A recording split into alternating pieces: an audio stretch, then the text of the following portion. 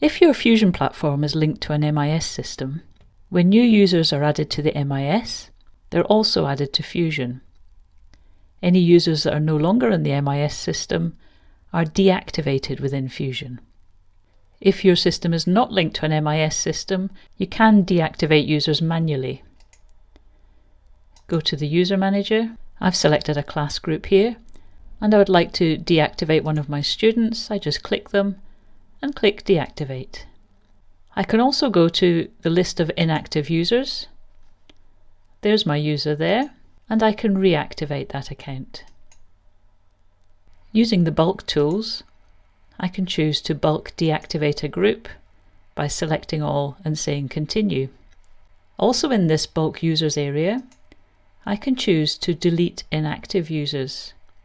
So any users that I deactivate today, in 13 months' time, they will appear in this list. That means that they've been inactive and have not been using the system for 13 months. And then as admin, you can easily delete anyone in that inactive group. So that's how to deactivate users and to manage deactivated users on Fusion.